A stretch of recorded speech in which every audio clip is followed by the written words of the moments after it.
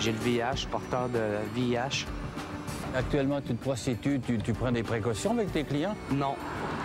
T'as pas le cœur de leur dire ça? Ces autres, ils n'ont pas le cœur de mettre une capote. Moi, j'ai pas le cœur de dire que j'ai le VIH. Lui, il va avoir qu'est-ce qu'il veut. Moi, je donne qu'est-ce qu'il veut. Je suis révolté, tu sais. Si le client ne veut pas mettre de condom, vous dites non?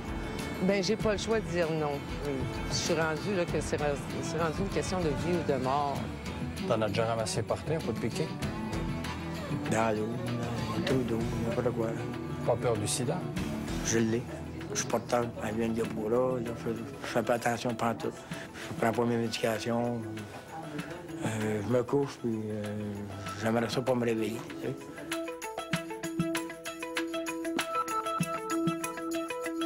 Bonsoir, ici Alain Gravel, bienvenue en Jeu. Toute l'émission cette semaine est consacrée au sida, avec une bonne et une mauvaise nouvelle. Tout d'abord la bonne. Eh bien, à l'aube du 21e siècle, la science progresse pour faire reculer la maladie. Maintenant, la mauvaise, les gens sont tout aussi imprudents qu'avant. Conséquence, le nombre de personnes séropositives ne cesse d'augmenter.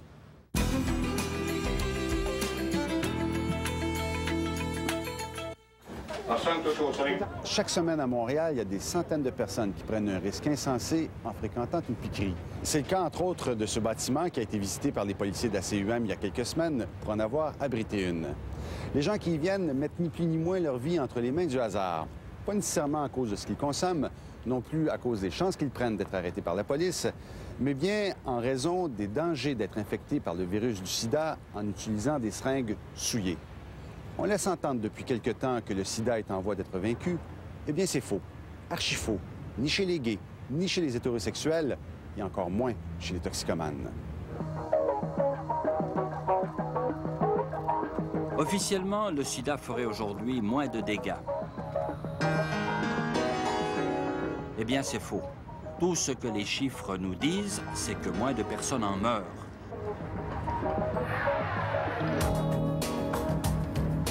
« 150 l'an dernier au Canada, contre 10 fois plus il y a seulement 4 ans. Les spécialistes sont cependant toujours unanimes pour dire que baisser la garde en ce qui concerne le sida serait faire preuve d'une ignorance totale de ce qui se passe toujours dans nos villes, dans nos rues. Parce que la bataille contre le sida est loin, très loin d'être gagnée. Le monstre mord encore. J'ai le VIH, je suis porteur de VIH. Et puis, c'est ça.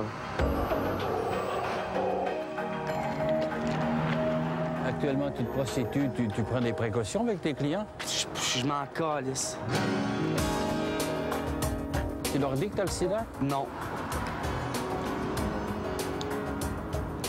T'as pas le cœur de leur dire ça? Ces autres, ils n'ont pas le cœur de mettre une capote. Moi, j'ai pas le cœur de dire que j'ai le VIH. Tu veux te faire sucer? Ah ouais, vas-y, on y va. Moi, j'ai plus rien à perdre. Lui, il va avoir qu'est-ce qu'il veut. Moi, je donne qu'est-ce qu'il veut. Je suis révolté, tu sais. Comment on pourrait organiser son rendez-vous? 1 kilomètre plus loin, rue Sainte-Catherine et Saint-Laurent. Peux-tu faire ça ou faut que tu aies une consultation avant? Le docteur Pierre Côté et la travailleuse de milieu Diane Gobeil font leur tournée nocturne habituelle du mercredi soir. Leur clientèle, les prostituées. Ah, you're doing well. Oh my God, I'm gonna be busy. La principale préoccupation des gens qui sont dans la rue, c'est pas le sida.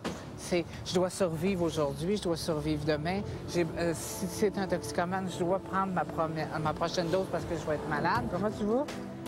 Et on continue à aller à des funérailles. On continue à avoir des gens qu'on aime et qu'on voit alentour de nous qui décèdent et qui vont de plus en plus mal. Ancienne prostituée et toxicomane, Diane Gobeil connaît parfaitement ce milieu. La rue, c'est son monde. C'est sûr qu'en donnant des condoms, en donnant des seringues propres, en ayant beaucoup de gens alentour qui les supportent, ça fait une ouverture et avec la référence au médecin. C'est super beau. C'est vraiment dans l'optique de rencontrer, de faire ce lien-là des gens qui ne côtoient à peu près pas le réseau de la santé puis des services sociaux, puis de créer cette espèce de lien qui est un lien relativement fragile, mais extrêmement précieux. Ciao. J'en suis plusieurs de cette clientèle-là qui sont séropositifs. Et c'est, je dirais que le VIH, c'est une chose parmi d'autres. Et le fait de vouloir les traiter pour le VIH, là, on entre en compétition avec leur besoin d'avoir un logement, de se nourrir, d'avoir de la dope, d'avoir de l'amour autour d'eux autres. Et quand on intervient, souvent, il faut travailler sur autre chose que le VIH au départ.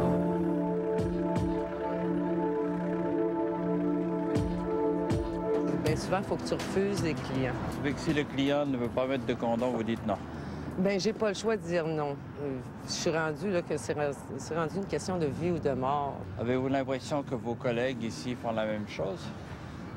C'est pas tout le monde qui le fait, mais la plupart essayent de le faire. Je pense que l'effet des drogues n'aide peut-être pas à la situation, mais qu'habituellement, on essaie de le mettre en considération avec tous les organismes qu'il y a aujourd'hui. Les organismes poussent et ça l'aide beaucoup. Tout le plaisir qu'il y a là-dedans.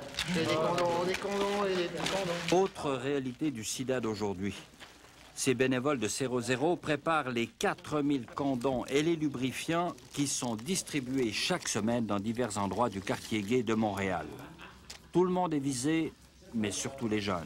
Ben, c'est parce que c'est une réalité qu'eux ne connaissent pas. Je veux dire, souvent, quand on se dit, bon, les gens de 35 ans et plus en ont connu, je veux dire, les jeunes, pour eux, c'est une maladie qui appartient aux vieux. Et aux vieux, pour un jeune, c'est quand tu as 30 ans, je veux dire, t'es rendu vieux. Donc, pour eux, le sida existe dans cette communauté gay-là de 30 ans et plus. Et chez les jeunes, ça n'existe pas. Moi, c'est comme je dis souvent aux jeunes, quand je leur parle, je leur dis, tu sais, la personne va dire, ben oui, mais je couche avec des gens de mon âge. Donc, le sida n'existe pas nécessairement là-dedans. Sauf ce qu'il oublie souvent, c'est qu'il a été initié par quelqu'un de plus âgé que lui, souvent. Donc, la personne qui est plus âgée aurait peut-être pu l'infecter. Et on sait maintenant que la moyenne d'âge pour les personnes qui vivent avec le VIH est rendue quand même à 23 ans. Tu sais, elle est passée de 34 ans à 23 ans dans quelques années. Donc, c'est signe que le sida, maintenant, touche une génération beaucoup plus jeune que la nôtre, là. Jeunes ou vieux, dans une communauté aussi durement touchée par le sida depuis des années, on devrait bien connaître le virus du sida et ses effets. Eh bien, ce n'est pas le cas, loin de là. Il existe encore beaucoup de confusion et nombreux sont ceux qui prennent leur désir pour des réalités. Si tu regardes sur le sachet, SéroZéro dit encore, OK, le sida, on en meurt toujours. Est-ce que c'est une phrase que SéroZéro devrait changer ou si on devrait se dire c'est encore notre réalité à nous autres? C'est la réalité. Il n'y a pas de vaccin, il n'y a rien. C'est la réalité. Oui, mais ça va pas durer, ça. Il va y avoir un vaccin. On en mourra. Attends. Moi, je donne avant encore 5-10 ans, et ils ont trouvé un vaccin et on n'en mourra plus. Ça, c'est la fausse idée encore des gens qui ont de la trithérapie, là, que c'est comme le remède miracle. Ça va être la même chose avec le vaccin. Il est déjà trop banalisé actuellement avec la trithérapie, je trouve. Les gens ont une fausse idée de la trithérapie. On leur a donné trop d'espoir. Ouais. Avec la trithérapie, on leur a donné trop d'espoir. Ils ont cru au remède miracle. En vérité, c'est pas du tout un remède. Quand vous fréquentez les bars, quand vous êtes dans les milieux, avez-vous l'impression que les gens, aujourd'hui, portent moins attention? Souvent, vous avez l'impression que c'est comme quelque chose qui est... tout à fait. Qui est du passé? Ouais. Ben, pas du passé, mais qui est moins grave. C'est pas grave si tu l'attrapes.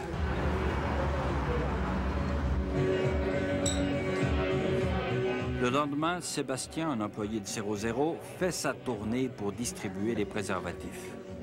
Le bar L'Aigle Noir joue le jeu de la prévention. Mais prévenir le sida, ce n'est pas un jeu d'enfant. As-tu un chum ces temps-ci? Oui. Oui, bien, on essaie de collaborer avec ça. Puis je pense que c'est important que dans un bar, il y ait ce genre de choses-là, soit la publicité dans la salle de bain, les condoms qui sont sur le comptoir comme ça. Parce que souvent, les gars vont prendre un coup. Ils n'ont plus de notion de danger ou de ce qui pourrait leur arriver. Puis il y en a qui s'en foutent carrément aussi. D'être séropositif, puis de pouvoir peut-être le transmettre à d'autres. Ils s'en foutent complètement. Oui. Oui, il y a des gens qui se foutent complètement de ça. Ils sont séropositifs, puis ils diront souvent pas à la personne avec qui ils parlent. J'ai l'impression que les gens dans les saunas sont plus à risque, les gens qui fréquentent. Ah, ben ça, c'est sûr et certain. Côté prostitution, ils sont là.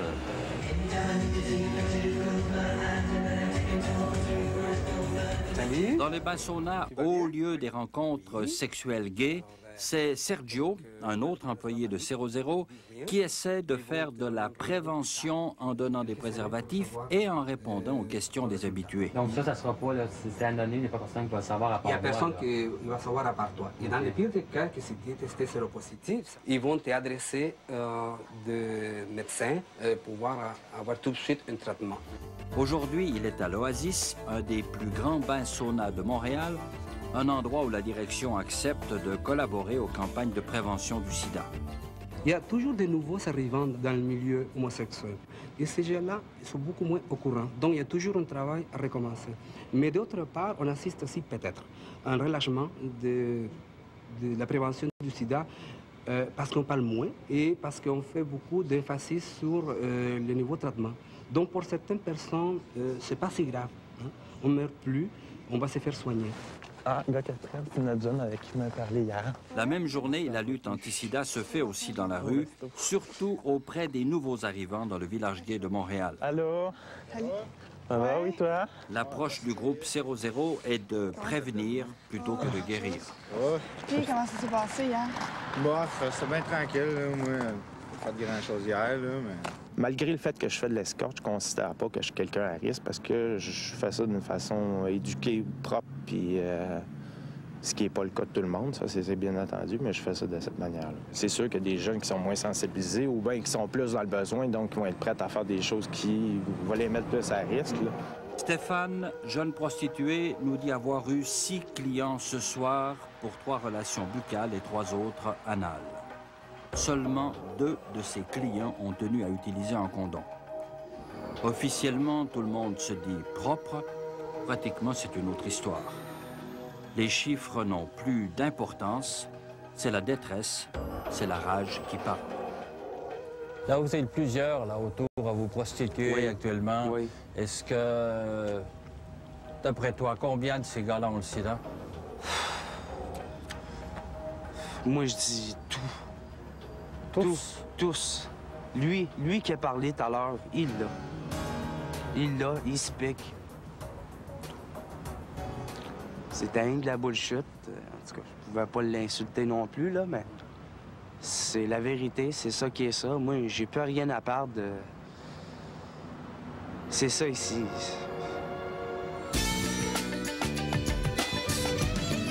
Effectivement, les gens savent comment se transmettre le virus, comment se protéger. Mais il y a un facteur de détresse très aigu qui fait qu'au moment où c'est le temps de prendre des précautions, les gens prennent des risques.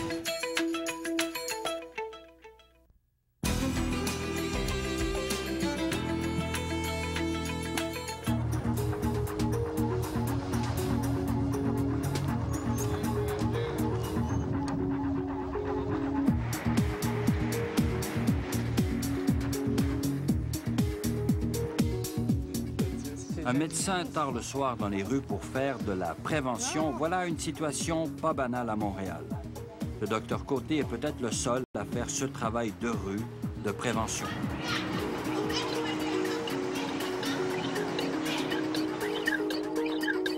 Les jeunes, souvent, banalisent ça, puis il y en a beaucoup, là, des jeunes, même dans la clientèle homosexuelle, qui s'infectent encore, tu sais, malgré le fait que tu penses que c'est pris pour acquis, que tout le monde sait comment que ça se transmet. Effectivement, les gens savent comment se transmettre le virus, comment se protéger.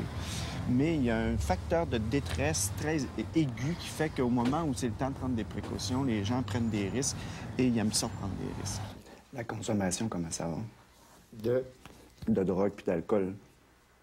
L'alcool un petit peu fort, mais la drogue moins fort. Le lendemain matin, dans son cabinet, ce professionnel qui se bat en première ligne rencontre Régent, un patient séropositif qui suit une trithérapie qui, jusqu'à présent, donne de bons résultats. Trouves-tu que ça donne des effets secondaires plus aux médicaments? Non, ça va bien? Oui, je les prends pareil. C'est bien important hein, que tu continues à les prendre pareil. On voit et on pense que l'infection au VIH va devenir une maladie chronique au même titre que certains cancers ou même que le diabète.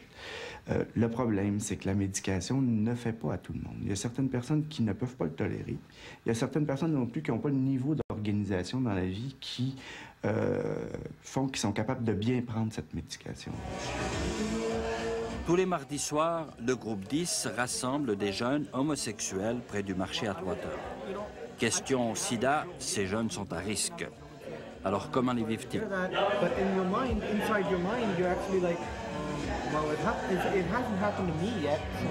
Je sais qu'ils ne se sentent pas concernés, je sais qu'ils ne se sentent pas vulnérables par rapport au VIH, ça c'est clair.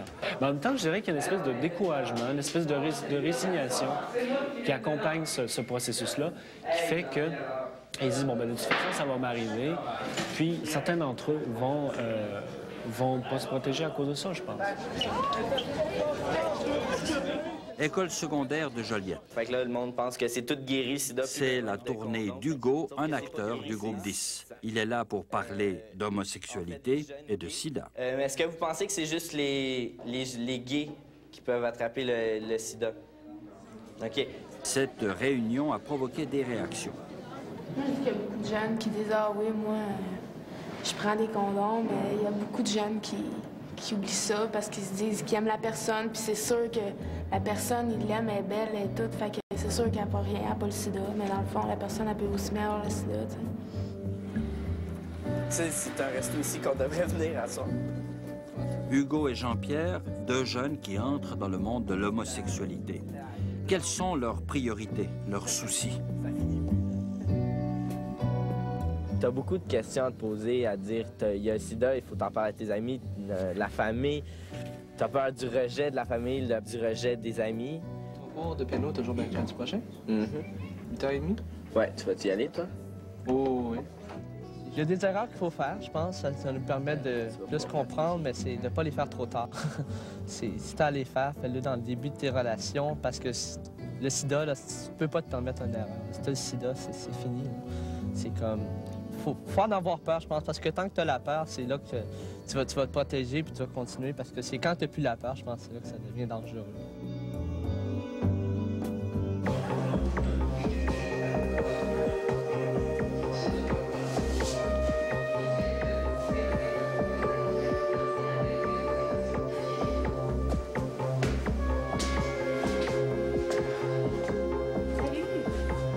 Bonsoir. Oui, toi. Une soirée comme les autres chez Cactus. Fatigué, ça va. Pas dormi encore? Non, pas de tic. Pas de tic. Au moins, Ici, quotidiennement, en moyenne, 1000 seringues changent de main. Alors, nous avons un retour. Hein? Nous avons un retour. Ouais, un petit retour. D'habitude, j'en ai plus que ça. Pour chaque seringue apportée, le toxicomane en reçoit une nouvelle. 24. Certains drogués viennent avec 15, 30, voire même 50 seringues à la fois. Le drogable. Pour tout contrôle, on ne leur demande que des initiales, une date de naissance et leur sexe. Si j'ai une piquerie et je vous dis j'ai besoin de 500 seringues, qu'est-ce qui se passe? Si vous me rapportez 500 seringues, on vous donne 500 seringues. Sans problème. Parce qu'on pense que c'est la meilleure manière de combattre le sida. Oui. En ce moment, oui. Je veux dire, dans une piquerie, s'il n'y a pas de seringue neuve, qu'est-ce que les gens vont faire? C'est qu'ils vont aller ils vont emprunter celle des autres. Consommation, tu te coliques de tout, tu te négliges, tu as de la misère. T'en as déjà ramassé par terre pour te piquer? Oui. Dans l'eau, un trou d'eau, n'importe quoi. Pas peur du sida? Je l'ai. Je suis pas de temps. C'est stable. Et là, même quand j'ai su, j'étais porteur, mais là, elle vient de Diapo-là, je fais pas attention pendant tout. Je prends pas mes médications. Je me couche, puis j'aimerais ça pas me réveiller. Tu sais. Je peux pas faire d'enfant, j'ai 41 ans, j'ai rien. Ma vie est vraiment pas facile. J'ai travaillé beaucoup, mais... Ma vie était comme ça. Tu sais. J'ai passé... Je sais pas là, elle vient de Diapo-là. Je peux à 24 heures, moi, à la fois, je suis à l'heure, à la fois, presque.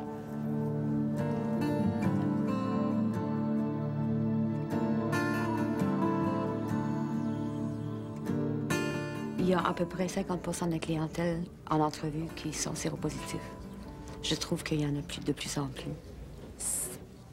Parce qu'il y a une chose qu'il faut dire sur les sites d'échange de seringues là, qui pourrait être aussi amener peut-être une piste là, de réponse à ça, c'est que nous, on a remarqué que souvent, il y a plein d'utilisateurs de drogues injectables à Montréal, au Québec, qui ne connaissent pas Cactus, qui ne connaissent pas les sites d'échange de seringues.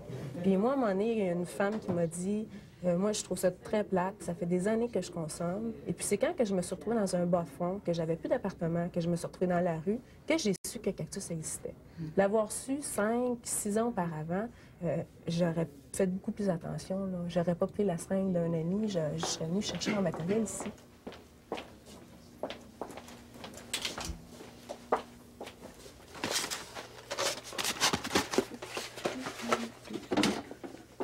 Quand on consomme, on a une certaine difficulté à être responsable de ce genre de décision. Moi, quand je consommais, je trouvais pas facile d'envisager de venir chez Cactus. Si je l'avais pas fait en début de soirée, c'était peu probable que je le fasse en fin de soirée.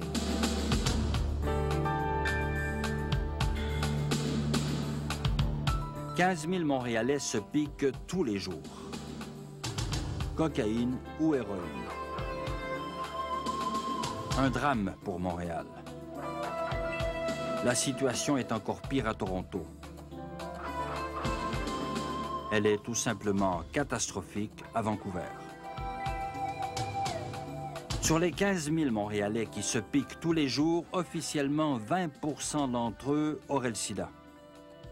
Pratiquement, cependant, on estime que ce pourcentage est trop conservateur.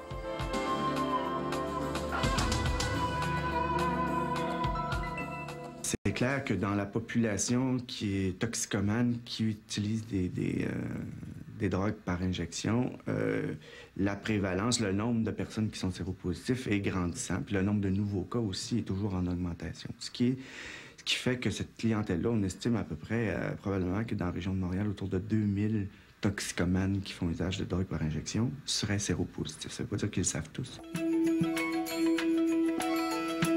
C'est sûr que quelqu'un qui est en manque d'héroïne, puis qui rentre dans une piquerie, puis qu'on lui offre une seringue avec de l'héroïne, sa première préoccupation, c'est l'héroïne, c'est pas le sida.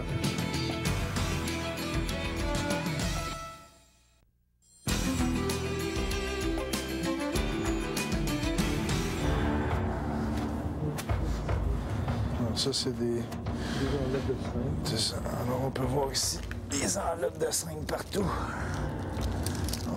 Il y en a eu quelques-uns aujourd'hui, hein? Ces seringues qui traînent au sol font partie des armes du mal.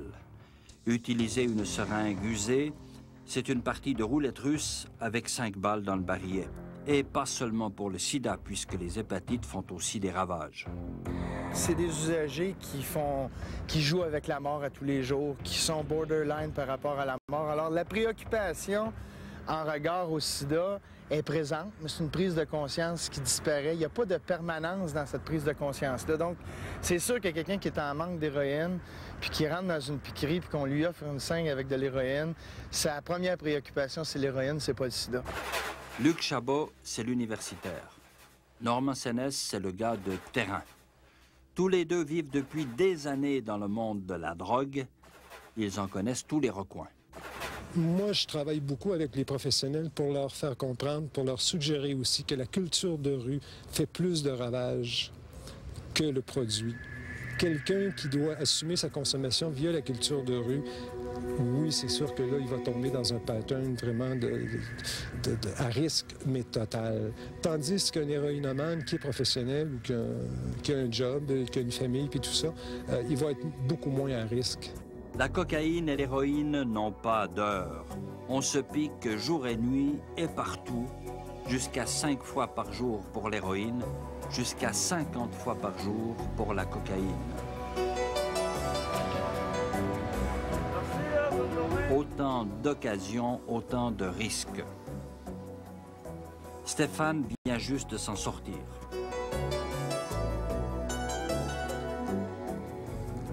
Ben là, disons, je passe une période difficile, là, mais... Période difficile? Tu essaies de retomber sur tes pieds, là? Ouais, j'essaie de remonter à la pente, là. Difficile? Ouais. Plus de dope? Non, plus de dope. Marc vit les exigences de la drogue au quotidien. Hey, mon chum. Hey, merci. Bye. J'ai vu du monde qui se promenait dans la rue à 3 h du matin, qu'il n'y a plus de place pour se procurer des seringues, puis Il me demandait, t'as-tu une flotte, même si c'est une vieille? Il me donnait 5$ pour une vieille, le moins qu'il en voulait. Tu payais jusqu'à 5$ même pour une vieille seringue. Oui. Quand tu étais sur la dope, là, vraiment, t'en avais besoin, puis t'avais pas de seringue, qu'est-ce que tu faisais? Ben, disons que quand t'es là-dessus, tu t'en fous pas mal, là. Je m'informais un peu, là, je demandais au monde, t'as-tu des maladies de quoi de même? Puis s'ils me disaient non, ben là, je prenais sa seringue, puis je l'utilisais, mais je faisais attention au moins la seringue de qui je prenais, là, T'as fait ça souvent? C'est arrivé une couple de fois, c'est le même que j'ai pogné l'hépatite C, là. Mais si ça serait recommencé, par exemple, je le referais pas. Tous les 6 mois, je vais passer un test. Ils nous donnent 10$ à chaque fois qu'on passe le test. Puis, si jamais j'aurais le VIH, tu y retournes à tous les mois. Ils me donnent 10$ à chaque fois. Ils te payent quand tu vas passer le test? Oui, c'est ça, pour motiver le monde à y aller. Il y a bien des places qui font ça. Stéphane et Marc connaissent bien Cactus.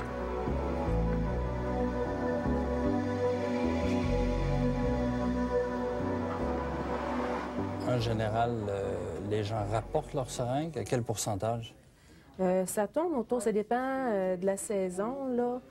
L'hiver, ça peut aller jusqu'à 89 %. L'été, ça va descendre un peu plus, entre 80 et 85 % de récupération. Oui, parce qu'il y a plus de personnes l'été, fait qu'on a moins de temps pour promouvoir la récupération, prendre le temps avec chaque personne. À titre de comparaison, à Paris, seulement 25 % des seringues sont récupérées. Au Canada, aujourd'hui, les 3/4 des nouveaux cas de sida sont dus à la drogue. Un problème social énorme, gigantesque et qui a un coût. Un sidéen qui suit une trithérapie et qui est à la charge de la société peut coûter à l'État jusqu'à 100 000 $ par année. Et puis, une trithérapie n'est efficace que pour 1 sidéen sur 2. Elle ne règle pas tous les problèmes, loin de là, selon le docteur Pierre Côté.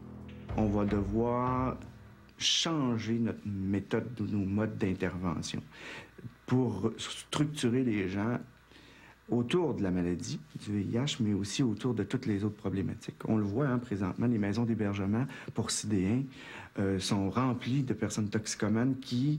on a l'exemple de Régent qu'on a vu tout à l'heure. Régent était dans la rue, était très malade. On l'a rentré dans une maison d'hébergement. Il a pris 40 livres, je pense qu'il nous a dit. Il prend bien sa médication, son système immunitaire s'est amélioré, son virus est rendu indétectable. Il va super bien. C'est bien beau, ça.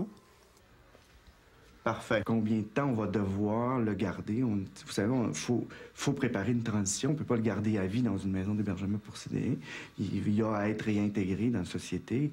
Et il peut reprendre éventuellement un travail, etc. Donc, c'est une bonne nouvelle, mais c'est un nouveau défi dans l'intervention. Dans 5 ans, si on ne crée pas de nouvelles structures, le taux d'héroïnomanie va augmenter. Si on regarde la courbe, ça va augmenter encore.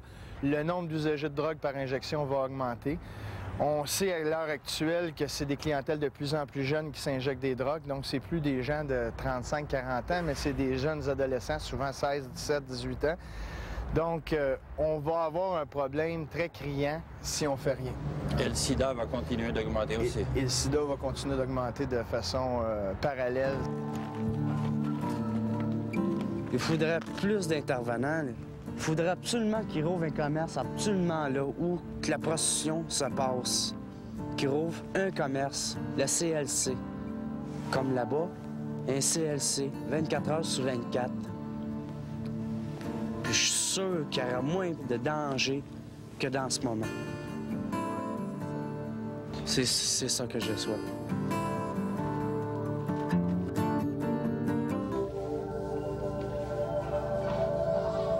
Une des bonnes nouvelles pour la lutte contre le sida est que les bébés de mères séropositives ne naissent plus avec la maladie. Aujourd'hui, 98 fois sur 100, le bébé naît séronégatif.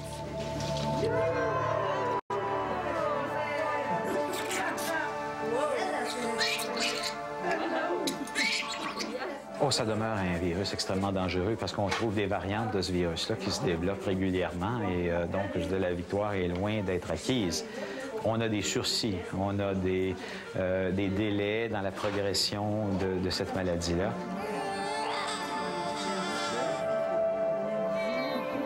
Les patients et certains docteurs vont considérer ça maintenant peut-être davantage comme une maladie chronique, peut-être l'associer plus à un diabète. Il en demeure pas moins que c'est une infection virale sévère qui demeure mortelle. Malgré les progrès, les victoires dans les salles d'accouchement restent donc fragiles, d'autant plus qu'elles ne réussissent qu'à une seule condition, que la mère sache qu'elle est séropositive. Pour cela, il faut absolument passer des tests dès le début de la grossesse. Il faut aussi que la mère suive un traitement spécial. L'accouchement doit se faire par césarienne et le bébé ne doit pas être nourri au sein. Vous attendez le cas de votre bébé. Ceci est très important parce que quand elle passe le test, on peut protéger le bébé. Les jeunes qui sont enceintes maintenant sont déjà au courant de la situation et acceptent mieux de passer le test, bien sûr. Les tests que cette patiente a passés sont négatifs. Elle en est bien sûr très heureuse. Oh là là, 39, ça va être un bon bébé, ça. C'est votre premier enfant? Oui, c'est mon premier. Et tout va bien? Oui, tout va bien, très bien. Est-ce qu'on vous dit qu'il faut passer un test sur le sida et vous avez pris ça comme normal ou comme tout à fait normal. Une exception? Tout à fait normal. Vous en avez parlé avec votre conjoint? Non. C'est une décision de femme? Oui, je pense que c'est important pour moi et pour l'enfant. Les tests ont aussi prouvé que ce jeune couple n'est pas séropositif. S'il l'était, au Québec, le docteur Gautreau serait tenu de déclarer leur cas au ministère de la Santé, mais sans donner de nom, juste pour les statistiques donc. Et puis qu'est-ce que vous avez, un garçon, une fille? Un garçon. Un garçon, bravo. Maladie connue, le sida reste encore une maladie secrète. À ce jour, plus de 350 femmes séropositives ont donné naissance à des enfants à l'hôpital Sainte-Justine de Montréal. Julie, une femme blanche, était la deuxième. C'était il y a 11 ans, le sida était encore un ennemi très mal connu. Une chance dans le malheur de Julie, son fils n'a pas le sida. Les médecins que j'ai vus voulait absolument que je me fasse avorter parce que ce qu'on m'avait donné comme renseignement, c'est qu'il y avait 9 chances sur 10 que, que mon enfant soit atteint. Alors, c'est ça. On a insisté très fortement sur le fait d'un avortement. Puis moi, ben, après mûre réflexion, parce que c'est pas une décision qui se prend facilement, j'ai décidé de ne pas me faire avorter.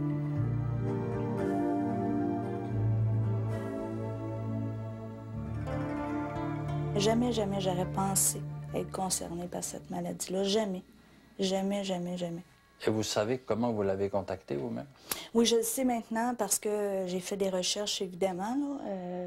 J'ai eu un ami hémophile qui le savait au moment où il a été avec moi, avec qui j'ai été 6 mois, et qui m'a contaminée.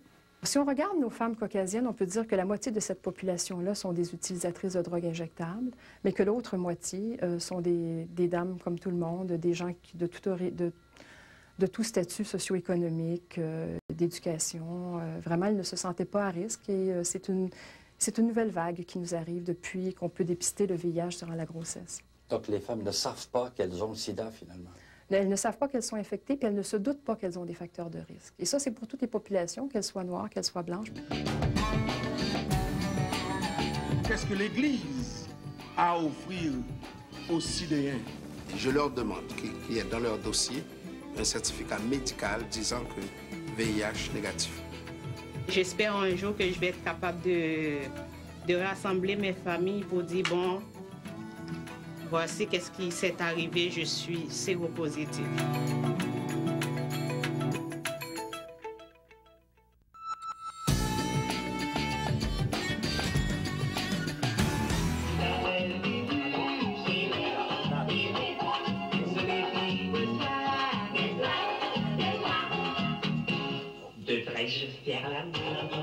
Ginette de Clerville mène la guerre contre le sida sur le terrain. La communauté haïtienne, toujours la plus touchée au prorata de la population, n'est pas facile à pénétrer pour faire de la prévention. et puis tout avec coiffeuses, coiffeurs et organismes communautaires autour. C'est même ça, c'est qui montre que journée aujourd'hui dans la communauté haïtienne là, prévention a marché.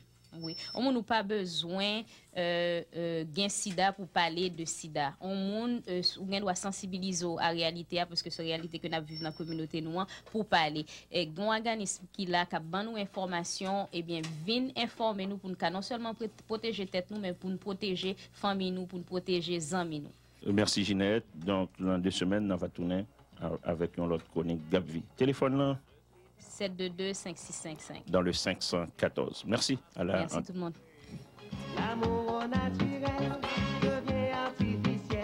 D'après les informations, d'après ce que j'entends, on ne peut pas attraper la maladie quand on allait voir une personne. Gabvi, l'organisme chargé de la prévention dans la communauté haïtienne, veut agir dans le concret. La radio, bien sûr, mais aussi les salons de coiffure. En attendant, on n'a pas le choix que quand même de prendre des précautions et puis essayer de ne jamais sortir sans son chapeau. D'espérer aussi de trouver le miracle. Quand je parle de chapeau, tu sais de quoi je parle? Ben oui. C'est quoi alors? Des condoms. Voilà. Au tout début, quand l'épidémie est arrivée, la communauté a été stigmatisée. Donc, les gens ne l'ont pas oublié. On disait d'ailleurs que c'était la maladie des 4 H, dont un des H, c'était haïtien. Or, au tout début, on a associé la maladie soit à une communauté en particulier, dont la communauté haïtienne, ou encore à un mode de vie ou à des préférences sexuelles comme la communauté homosexuelle. Donc, au début, ce n'était pas une question de relations sexuelles non protégées avec quelqu'un qui est infecté, mais à quelle appartenance vous étiez, soit sur le plan sexuel ou sur le plan ethnique. Qu'est-ce que l'Église a à offrir à nos prisonniers? Qu'est-ce que l'Église a à offrir aux Sidéens? C'est cette personne qui, entre les 4 murs, s'il ne sort pas, personne ne vient lui voir. Si cette personne est internée depuis un mois à l'hôpital, personne n'est là même pour lui tourner. La communauté haïtienne est une des plus pratiquantes à Montréal et la lutte contre le sida se déroule aussi à l'Église. Le pasteur Georges Morissette, contrairement à d'autres religieux de sa communauté, se dit et se veut un combattant anti-sida. Est-ce que vous encouragez les gens qui viennent vous écouter à aller passer le test contre le VIH? Je les encourage et puis, surtout avant la célébration de leur mariage, je les exige. Vous exigez? Ah oui. C'est une des conditions primordiales pour que la personne, avant cette cérémonie par mois, je dois leur demander, je leur demande qu'il y ait dans leur dossier un certificat médical disant que VIH négatif.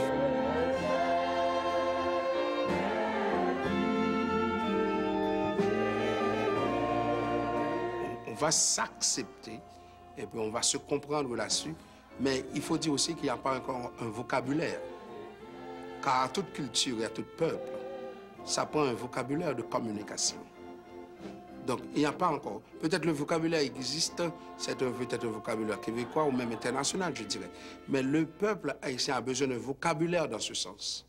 Un accueil, une façon de l'annoncer, de le dire, et puis l'expliquer c'est quoi, et comment vivre avec, et comment mourir avec. Mais tout ce que je sais, c'est que c'est une Haïtienne qui sait ce qu'elle fait, une excellente conseillère.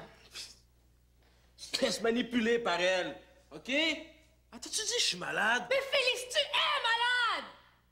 La peste du siècle. C'est le nom de la pièce de théâtre que répète cette troupe de Montréalais d'origine haïtienne. Ils la jouent en français et en créole pour corriger certains mythes bien ancrés dans la communauté, surtout celui qui veut que le sida soit une maladie transmise par les femmes.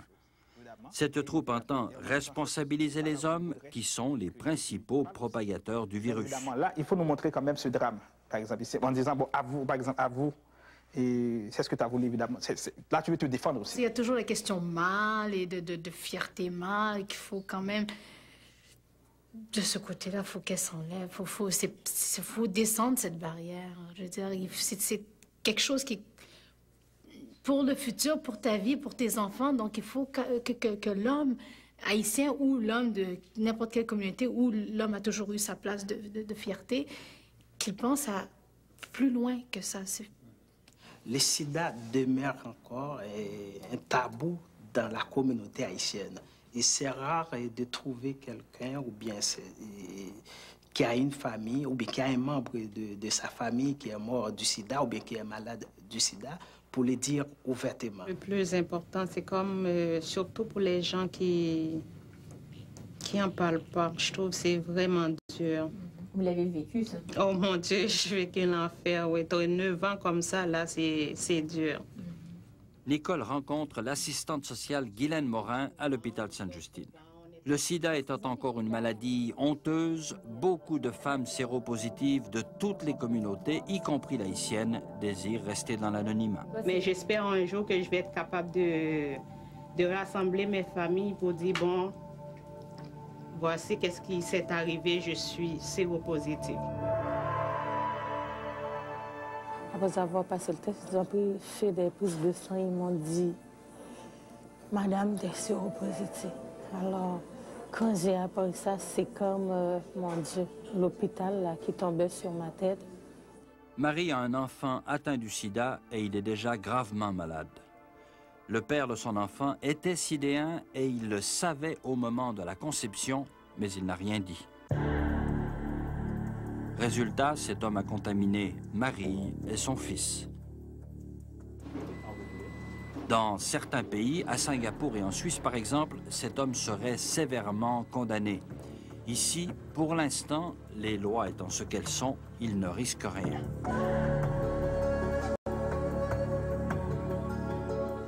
Comment tu te sens là, avec le bébé? Comment va bébé? Oh, le bébé va très bien, ça bouge bien. OK.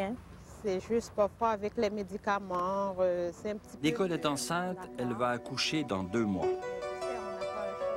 Le sida a fait de ces 2 femmes de grandes amies, 2 personnes qui se soutiennent moralement. Mais t'as jamais pensé au suicide? Non, jamais. J'aime trop la vie pour me suicider. Moi, la première chose qui venait à la tête, c'était ça. Alors, je pensais à mon enfant, j'ai dit, mais écoute, si je fais une chose pareille, qui va s'en occuper?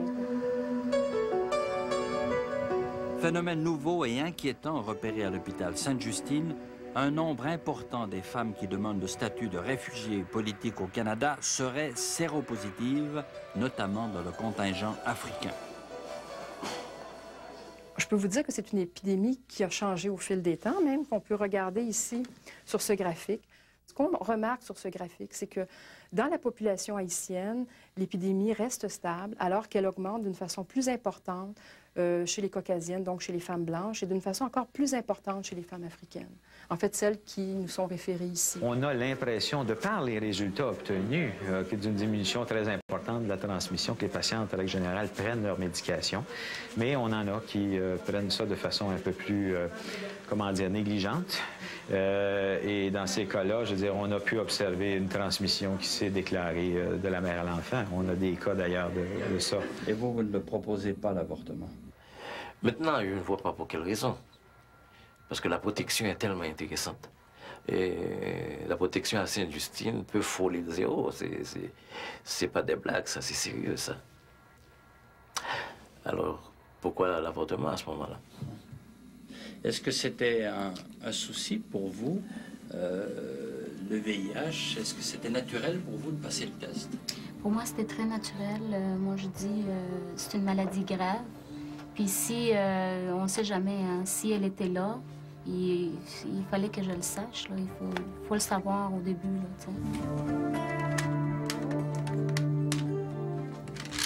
C'est un appel à la vie. Hein. C'est ça. Hein. Avoir des enfants, c'est oui à la vie, puis oui, la vie continue. Puis, moi, ça fait déjà comme 14 ans. C'est toute une vie au complet hein, qui est touchée par ça. Il faut continuer d'avoir des projets, il faut continuer de vivre, puis d'aller de l'avant. C'est ça. Après cette tornade-là qui a passé dans ma vie, où j'ai été comme très malade, il a fallu que je me rebâtisse autant physiquement que moralement. Mais maintenant, ça va très bien, puis je suis revenue à moi-même, dans le fond.